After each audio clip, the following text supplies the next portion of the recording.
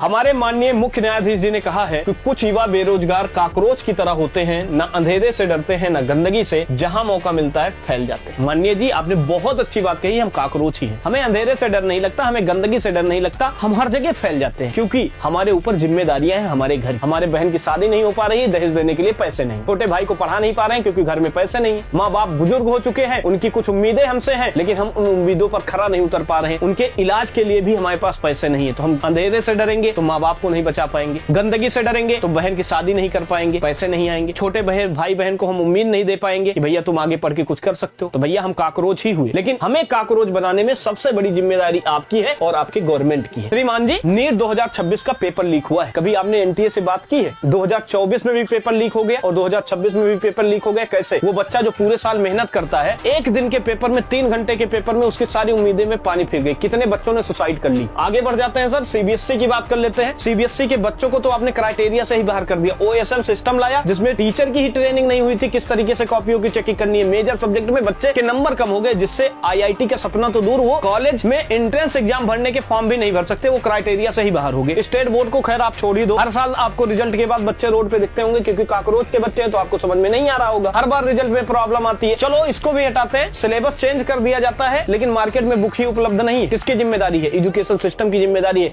कभी आप माननीय मंत्री जी से बात किए हैं कि किस तरीके की एजुकेशन हम अपने देश में प्रोवाइड कर रहे हैं बच्चों के लिए? काकरोच ही बनेंगे ऐसे शिक्षा से। आगे बढ़ जाते हैं सर, आपने कहा हमें गंदगी से डर नहीं लगता, अंधेरे से डर नहीं लगता। कारण ये है कि हम गवर्नमेंट एग्जाम की तैयारी करते हैं लेकिन सारे पेपर लीक हो जाते हैं। निष्पक्षता कहीं है ही नहीं, तब काकरोच ही बनेंगे ना सर। और इसकी जिम्मेदारी आपको। जो लोग हमें सपोर्ट करते हैं, वीडियो को लाइक और शेयर करें और ये बात माननीय जी तक जरूर पहुंचनी चाहिए, जिससे इसमें कुछ इंप्रूवमेंट होने की चांसेस बने, कुछ राहत हम लोगों को